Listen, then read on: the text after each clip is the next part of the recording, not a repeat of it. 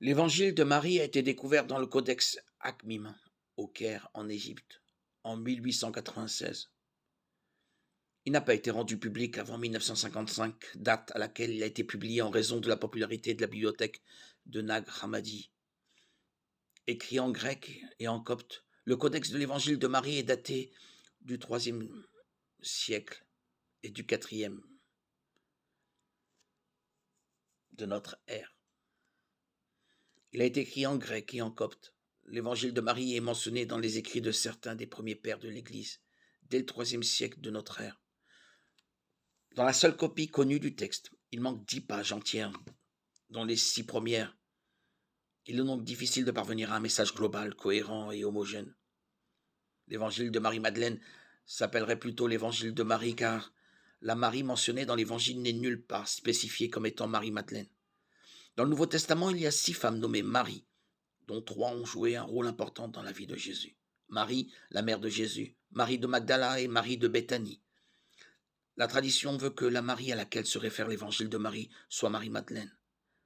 Par souci de clarté, nous supposerons que Marie-Madeleine est la Marie de l'évangile de Marie.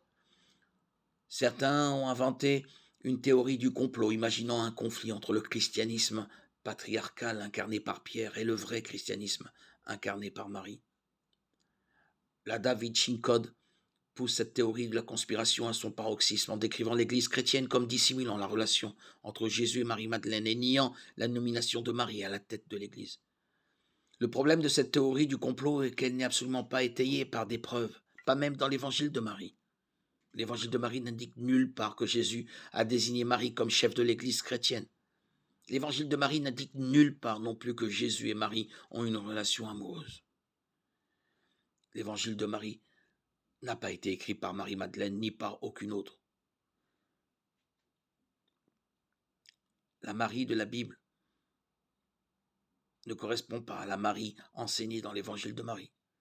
Les enseignements gnostiques que l'on trouve dans l'Évangile de Marie datent au plus tôt de la fin du IIe siècle de notre ère. Par conséquent, ces enseignements ne sont pas valables. À l'instar de l'Évangile de Thomas, de l'Évangile de Philippe et de l'Évangile de Judas, l'Évangile de Marie est un faux gnostique qui utilise le nom d'un personnage biblique pour tenter de donner une validité à des enseignements hérétiques. Le seul intérêt d'étudier l'Évangile de Marie est d'apprendre quelle hérésie existait dans les premiers siècles de l'Église chrétienne.